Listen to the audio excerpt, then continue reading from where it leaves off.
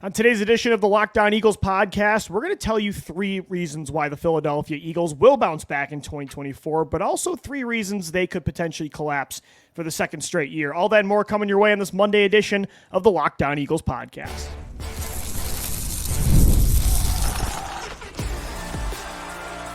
You are Locked On Eagles, your daily Philadelphia Eagles podcast, part of the Locked On Podcast Network, your team every day.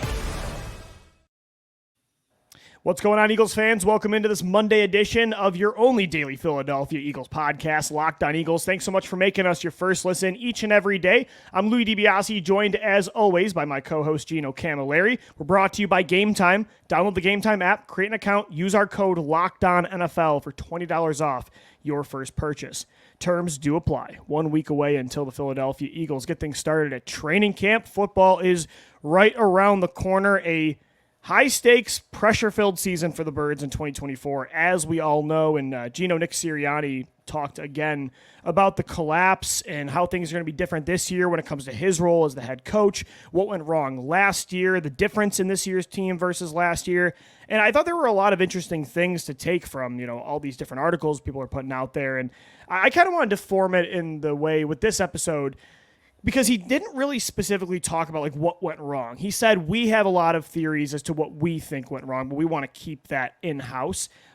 So I do kind of want to contextualize maybe what he's thinking. And I want to use basically a 3-question scenario, 3 reasons we think they could fix things this year and 3 reasons why it could go wrong again. Because again, he was kind of, tight to the lip, and I don't know why that is specifically. Maybe because it had to do with, maybe he thought it was culture, maybe he thought the team quit, and it's things that wouldn't have sounded good publicly.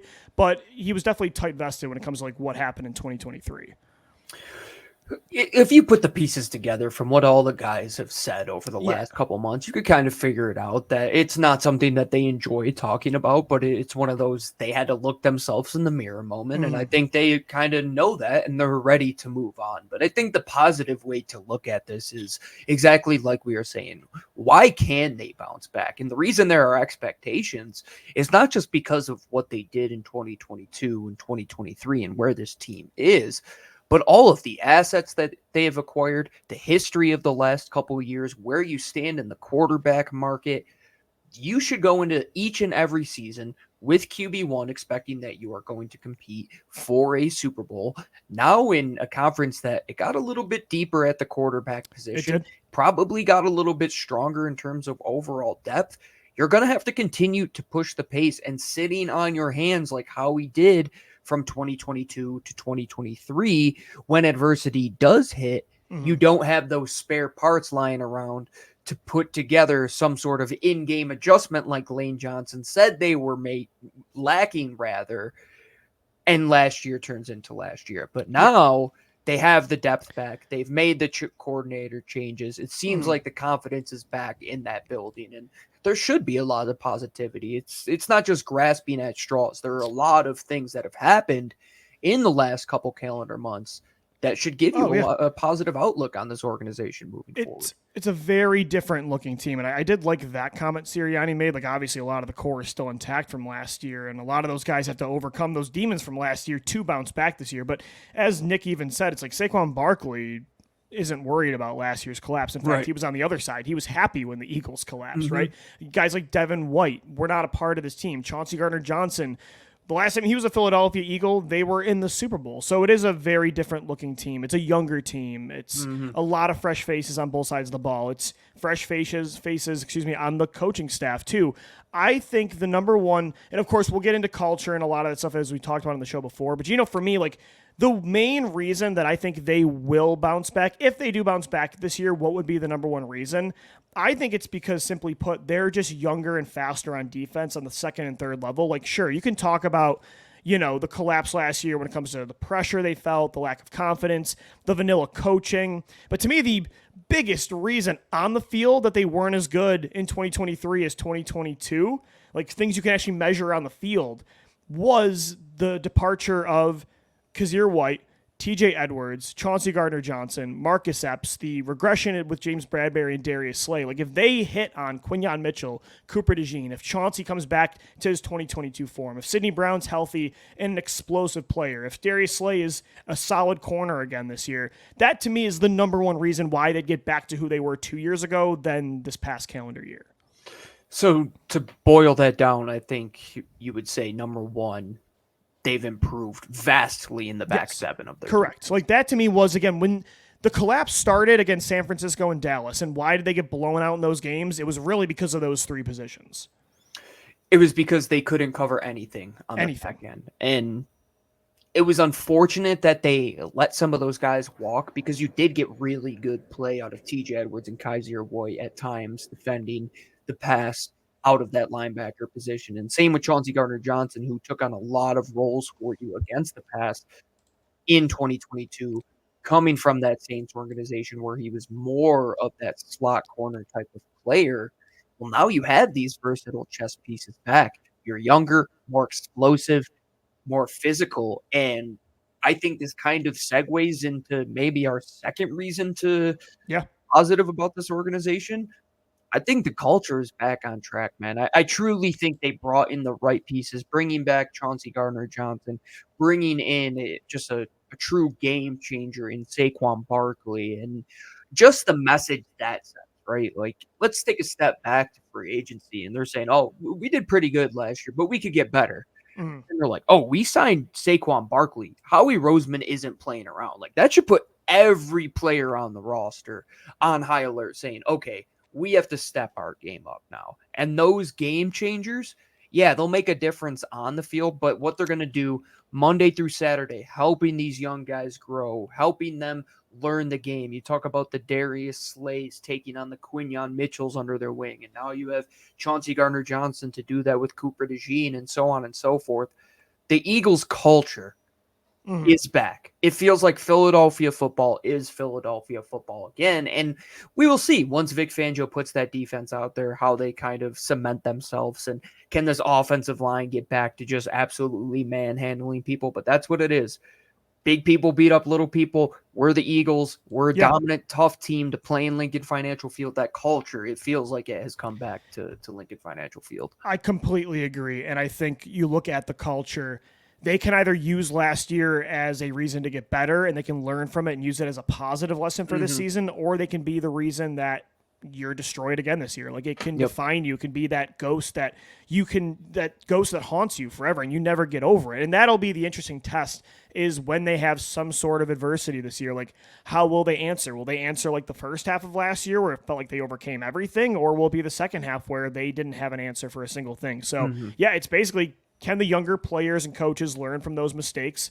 And can these new players learn how to lead, right? Because again, this isn't Fletcher Cox's team anymore, and Jason Kelsey's. And honestly, Brandon Graham's with the role he has. He's still going to be vocal, but it's a passing of the torch season. So I totally agree that would be the second reason. My third one, Gino, I think this is, again, more on the field and culture-driven, something, again, you can measure, is Kellen Moore's pre-snap motion. Yes. Like, and again, 2 years ago, the Eagles, they've been in the bottom of the league in pre-snap motion ever since Nick Sirianni was here with Shane Steichen, whether it was Brian Johnson, and it didn't hurt them 2 years ago. But even 2 years ago, you would probably still agree, right, that they were winning more so, not to discredit Shane Steichen, because obviously look what he's doing in Indy now, but I think they were still winning and executing on offense at that elite level because of the personnel, more so than this diverse, really complex, beautifully created offensive scheme. Without a doubt. And they're just going to get back to some fast, free-flowing football early on in games, where it felt like a lot of the time in 2023, they were trying to carry cinder blocks uphill on offense, as opposed to 2022, where it was explosive. You catch lightning in a bottle, just snap after snap at any time you felt like you could hit for a home run. At times, it felt like that early on in the season, Lou. But then, like you said, once teams started to figure it out and you could kind of just put the 2x2 sets out there, and you could read that it's going to be a mirrored daggered formation. And I've said that 1,000 times, but that's basically what happened. And teams were able to figure that out. And now with Kellen Moore, the defense is going to have to think. There's going to have to be smart football players across the field to stop this kind of offense, because it's not just, okay, stop your man and you win the entire matchup. No, you're going to have to worry about, where is A.J. Brown motioning to? Where is he starting the formation? Is he going to get the ball in the backfield? Is he going to get the ball in a trip set on a quick bubble? Is he going to be the deep threat receiver? And it's all going to be in the mind of a defender all before the ball is snapped, because of these simple elements of just moving players around. It's just simple deception. Deception works. There's a reason why teams do that, and teams that use a lot of motion were successful in 2023. Yeah. And again, it's not like San Francisco. You look at their offense, or Miami's, like these teams that are at the top of the league in pre-snap motion.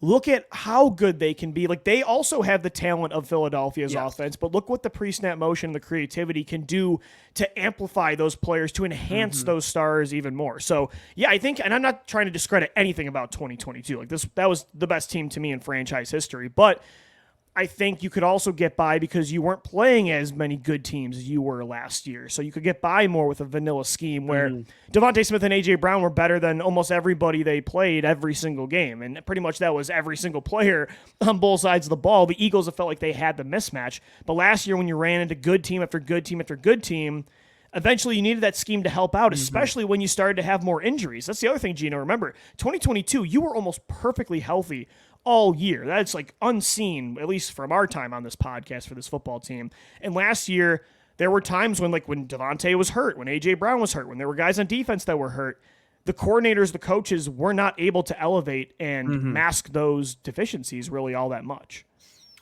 And I think you could probably get into a deeper list of all this and go down to Vic Fangio and how he's able it's to not get as complex as just his three reasons, defense. right? Or it is. Yeah, and I think the Kellen Moore point of how can the scheme elevate the players, and we have to find that middle ground, and that's why covering this team is so interesting, because there was a time when scheme completely outdid the players in this organization when Chip Kelly was here for a while, but then you saw it match with how good the personnel was, and you were saying, oh, this is the ceiling that we are looking for. This is how you can get the best out of your personnel, by exemplifying them and using them in the proper form in a scheme that fits their ability. And now with Kellen Moore, seeing what he's done over the last couple of years for teams like Dallas, like the Chargers, what he's done out of some productive, multiple versatile backs like Austin Eckler and Tony Pollard, what he can do with Saquon Barkley, and what he could do with these guys like AJ and Devontae. Offense above everything, the investment, how they lost the Super Bowl a couple years ago, that's how they're going to have to continue to win. So it has to get back on track if they want to continue to be a good football team. Completely agree. There's no guarantee, though, this Eagles team will get back to who they were in 2022. Coming up next, we got 3 reasons why things could go off the rails again in 2024. We were positive. Let's get negative just for a few minutes. Coming up next, right here on the Locked On Eagles podcast. This episode of LOE is brought to you by our friends over at Game Time. Right now, the MLB is going on. Football is right around the corner. And if you want to get some tickets to go down to CBP, grab some tickets for Lincoln Financial Field. Heck, Wells Fargo is going to be opening before you know it. You can get your tickets over at Game Time. You can get a panoramic view of your seat without even having to click into the ticket. You get last minute deals by saving up to 60% off when you buy last minute tickets, not just the sporting events. You could go to the comedy show. My wife loves to see the musicals at the theater. You can buy whatever event is in your area. Or if you want to get some flash deals, hey, let's say you're out of town, you want to catch a baseball game somewhere else, pull up your app, download that Game Time app today, and create an account and use code LOCKEDONNFL for $20 off your first purchase. Terms apply. Again, create an account and redeem code LOCKEDONNFL for $20 off. Download Game Time today. Last minute tickets, lowest price.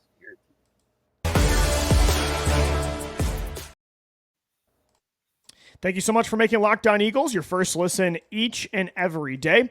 Guys, you watching Fox Sports or ESPN on your TV all day? Got to turn down the volume with all the shouting? We'll make the switch to Locked On Sports today. It's a free 24/7 sports streaming channel programmed for you every day to bring you the biggest stories without all the screaming.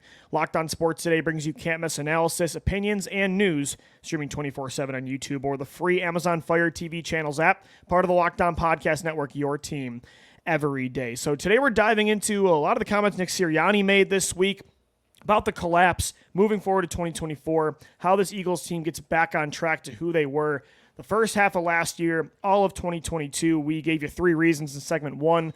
Why, the 3 reasons how, if they do bounce back, why would that be? And I think we agreed, it's younger, faster defense on the second and third level, the young players learning how to lead, the culture getting back on track, and then just more creative coaching on both sides, but I think especially with Kellen Moore on offense.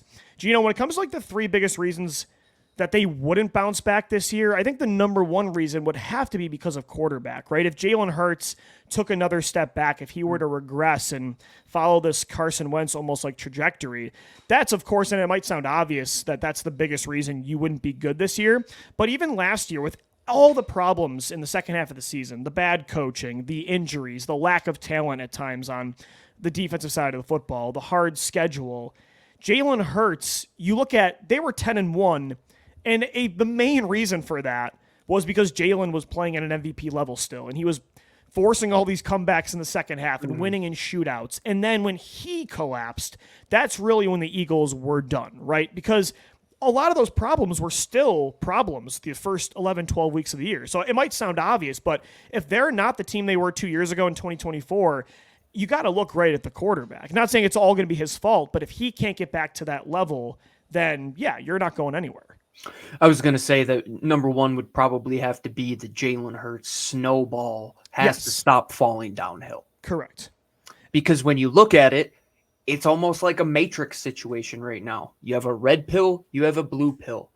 The red pill, you turn into Carson Wentz, Jalen Hurts. That snowball continues to fall downhill and it becomes an avalanche. And sooner or later, you run yourself off the cliff right out of Philadelphia. It can start to pile up quick. And on the other end, you take that blue pill, you get back to your MVP form. The team knows you're not going anywhere. If anybody's going to move, it's going to be your head coach because you know that you have. Yeah, this isn't a Doug Carson situation where they're both going out. He's attached to the hip, and I firmly believe he is. But like you had said, we had to get negative for a second. If it doesn't work out, the league runs through 32 guys. It runs through that quarterback position, man.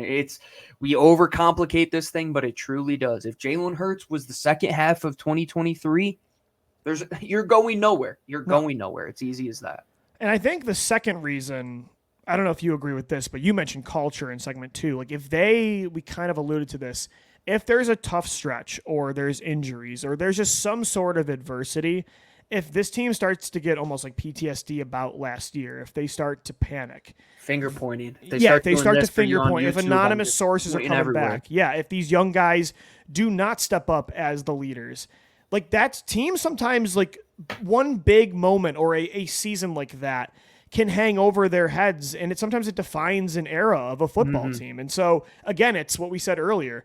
Are they going to use last year as a positive, influence, a positive lesson, or is it going to be something that defines them this year in a negative way where they say almost, here we go again, and it rattles them to their core? And not just look at last year as an example, Lou. I think you could look at the whole story of Doug Peterson's tenure as well, because if you look at the stories that came out after that, it kind of flipped on its head. What we believed was this just very inclusive environment where everybody trusted everybody. And I think the majority of it was, but like you said, there were some bad eggs in there that were causing distractions. There were more than a few bad apples. And I think we figured that out after the fact, some during the fact, but then you look at what was the ultimate cause of that. It was the finger pointing. It was nobody wanted to take accountability. And that's what caused the downfall of 2020. And that's what caused the downfall of 2023. Why? Doug Peterson says, I wasn't going to hold my coordinators accountable and fire them. Well, he had to be the one who was held accountable, and he was ultimately fired. And you can't allow that to happen again, because if so, it's going to be Doug Peterson, because if that's the culture that you're instilling and that is your job as the general manager, head coach that you are, ultimately falls on you. You're one of the three pillars of the organization: GM, head coach, quarterback. We already talked about the QB not going anywhere.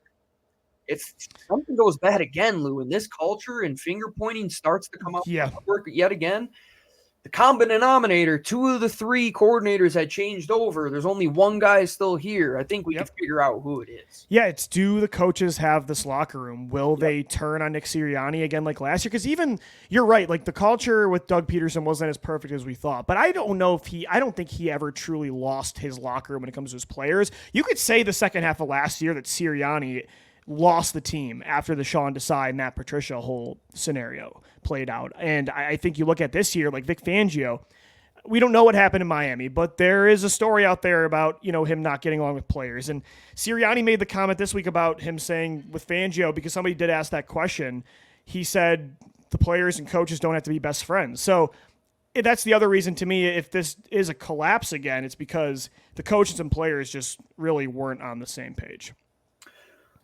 So it's kind of funny how this third subject brings us to that third prong of the organization, and that is the general manager. And that would be a complete lack of understanding between what the coaches need and what the front office is trying to accomplish yet again. And that makes a lot of sense that the QB, the head coach, and the GM all failing to do their jobs, even one of them in this checks and balances system, could completely throw this thing awry. It's not just, it's all of them doing their job. Like the message has to be one unified message. And that's why I was almost a little concerned, because Sirianni's overall message normally is about this being a family and being a close-knit locker room. And then the Fangio comment about like them not having to be friends was almost like, I'm not saying Fangio was a direct Howie Roseman hire, but if this did turn on its head, like that could be something that we talk about down the road as to why there was a disconnect at the top, like there has been in the past. So yeah, I totally agree with you. Like that three-headed monster at the top of your organization and your coaches, like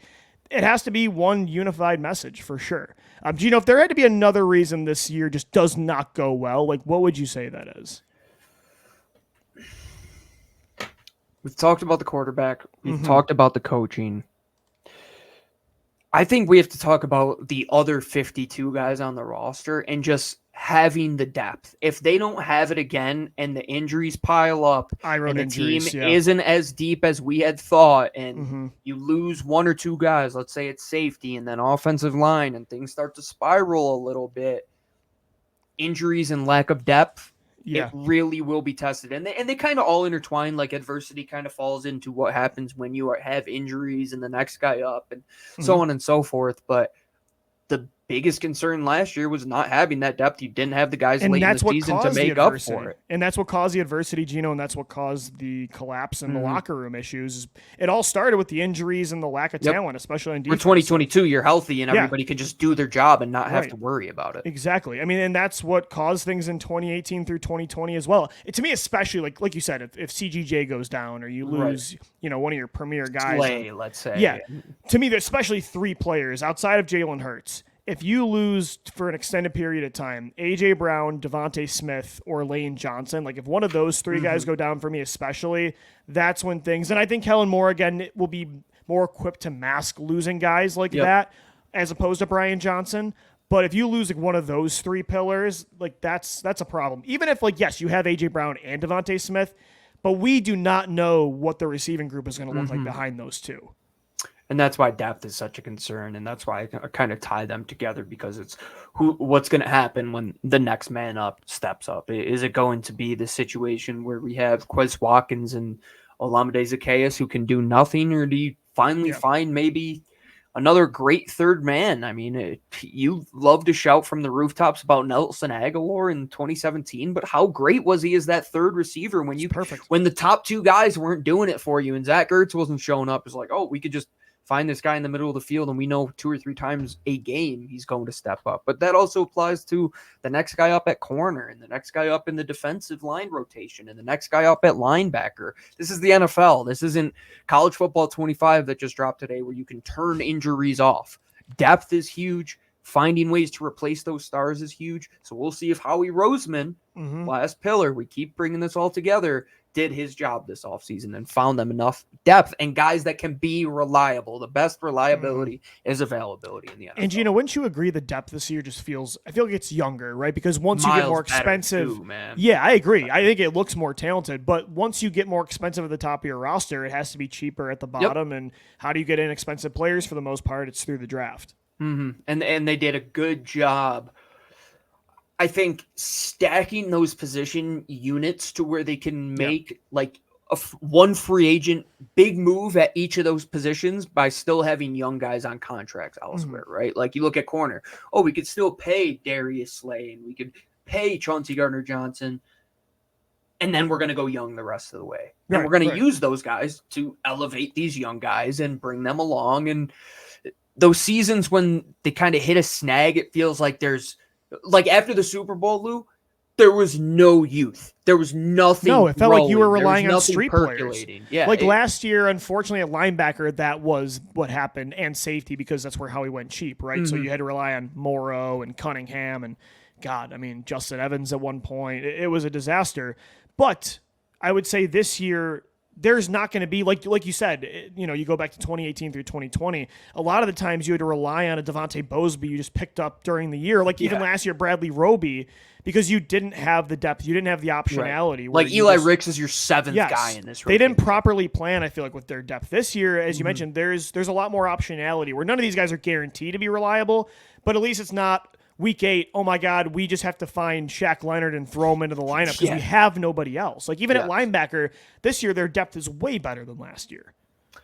I read an article today in Phil Steele's 2024 college football preview that at Arizona State, they had so many injuries on their defensive line that Coach Kenny Dillingham put out a message to the student body that anybody over 300 pounds, they will take you on the team or try out for the team just to play field goal block. I mean, that's one of those situations that the Eagles kind of got into last year with Shaq Leonard, somebody who just didn't have any right being on an NFL field, and the Devontae Bosby situation. Like, he wasn't ready at that time, and it was Chandon Sullivan. Those situations cannot happen again, and I don't think they do. I don't really see a position this year where if there is like 1 or 2 injuries, they're just like scrambling to find a veteran. Right. I don't know. I mean, maybe that's Hopefully receiver. They don't go that street route again. Right. I think the only 2 positions you could say that could be a scenario plays out, receiver and tight end most likely. Outside of that, though, Howie's done a good job of having a lot of options for depth on both sides of the football. All right, coming up next right here on the Locked On Eagles podcast, we're going to continue this conversation about how the Eagles overcome the pressure this year. And when you look at their history, honestly, I think they are lined up to have a bounce back if we know anything about this football team. We'll get into why coming up next right here on the Locked On Eagles podcast. Today's episode of the Locked On Eagles podcast is brought to you by BetterHelp Online Therapy. Look, when it comes to comparing your life to others, it can truly be, comparison is the thief of joy, and it's easy to envy other people's lives. It might look like they have it all together. You go on their Instagram, look at all these trips, all this cool stuff, the jobs, and you're like, man, they're living the perfect life compared to me. But in reality, that's normally not the case. Therapy can help you focus on what you want out of your life instead of what you see others have, so you can start living your best life for you. If you're thinking of starting therapy, give BetterHelp a try. It's entirely online, designed to be convenient, flexible, and suited to your schedule, whether it's the morning shift, the graveyard shift, weekends, you name it. BetterHelp is flexible in that way. Just fill out a brief questionnaire to get matched with a licensed therapist and switch therapists anytime for no additional charge. So it might take a few. They'll help you switch therapists for no charge. Stop comparing and start focusing with BetterHelp. Visit BetterHelp.com/lockedon today to get 10% off your first month of online therapy. Once again, that's BetterHelp.com/lockedon for 10% off your first month of online therapy. All right, Eagles fans, we're wrapping up this Monday edition of the Locked On Eagles podcast, getting into why the Eagles will not bounce back in the 2024 season. And, we both loved the work the Eagles did this year in the offseason. We think the personnel decisions they made, the coaching moves, it feels like they're in line to bounce back from that epic collapse last year. There's a lot of work to be done, but I think they're going to do it. And if you look at the history of this football team, like, this is the life cycle of the Philadelphia Eagles. I think they're going to bounce back. If you look at all of the years, at least in the 2010s, right? Because of course there's a much bigger sample size, but at least from like my coherent time as an Eagles fan, anytime they were off season, clear, obvious, like top 2, top 5 Super Bowl contenders, they always fell short of expectations, even if they didn't deserve those expectations, or if they did. 2011, you could say 2015. 2014 too, like the 2 years after Chip Kelly's first big year that he went on to make the playoffs after winning the division in 2013. You look at 2018 and 2019, the 2 years after the Super Bowl. You look at last year. Anytime they've had that kind of pressure, not to say they don't have that pressure this year, but when they're coming off a big year, they normally did take a step back. But then anytime there really weren't those, the expectations drop a little bit, that's when they did their best work. Howie is a builder, I feel like, right? Sometimes he has struggled to sustain, and I feel like this was a building offseason, whereas last year was a more sit on your hands, run it back type of year.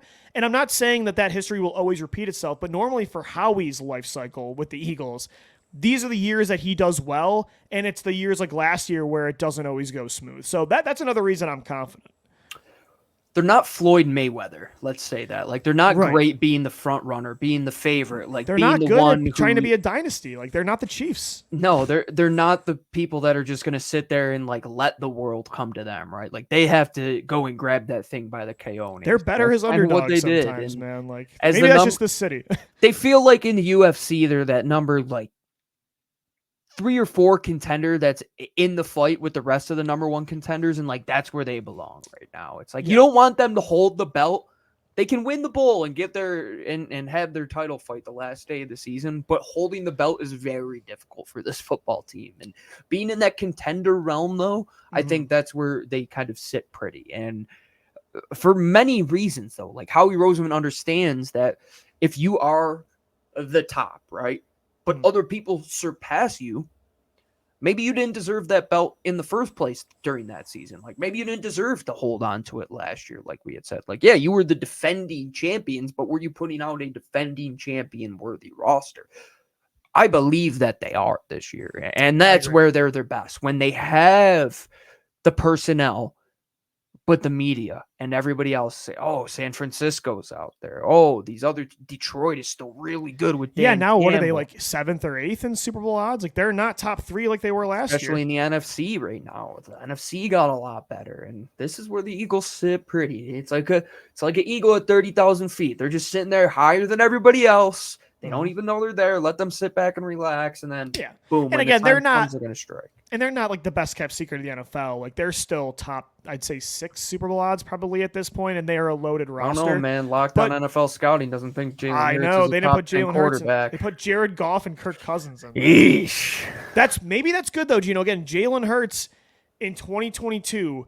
It was him against the world. The Eagles were trying to trade for Russell Wilson, Deshaun Watson. Everybody, especially me, was not convinced he was the franchise quarterback, and he went on to be the second favorite MVP in voting in that year. So maybe even Jalen is a guy that, like, when maybe that chip being put back on his shoulder this year will help. I think he's the kind of guy that he will use that pressure outside of the last 5 games of last year. Normally he's been a guy that when he's counted out and when people start to not believe in him again, that is when he comes back.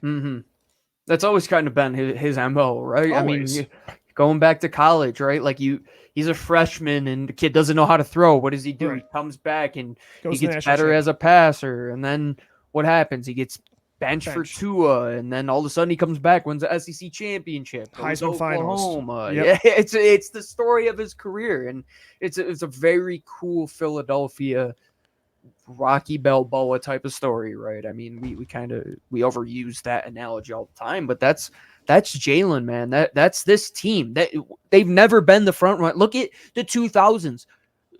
Donovan McNabb couldn't get it done. They were the favorites every single year, and did that do them any favors at all? Not a bit. When were they the best, and when did they get a Super Bowl? When Nick Foles, a backup quarterback with Halapuli Vaitai as his left tackle, outdueled Tom Brady, who threw for 505 yards. Yeah, and I'm not that one. You can't script. Right. They're that good. Like, it doesn't make sense. I'm not saying even like during the year that like last year was a rarity for this team. Like when they're the 1 seed, like they're a unit. 2022, they had no problem breezing through that year to get to the Super Bowl. Same with 2017. But it's they like have to earn it though. They yes, have to earn the offseason one. expectations were not there for. I mean, there was some hype in 2017 that they're going to be better, and same with 2022. But there were major questions about your quarterback if they'd take that next step. There were major questions about a lot of that football team, about your head coach, about your defense, about your GM still. So yeah, I think that's another reason. Not saying that trend will always be a thing for the Eagles, that that's just a consistent cycle of life, but it kind of has been, at least in our lifetime over the last 15 years. So it's just 100%. Another reason to think that it will go the right way this year and they'll bounce back in 2024. All right, we'll continue to get you ready for training camp, though, 4 more times this week right here on the Locked On Eagles podcast. Thanks so much for making us your first listen each and every day. We'll be back for a Tuesday edition of the show tomorrow. Until then, for Gino Camilleri, I'm Lou DiBiase signing off. Thanks so much for downloading, watching, and listening, and let's go Birds. Fly, Eagles, fly.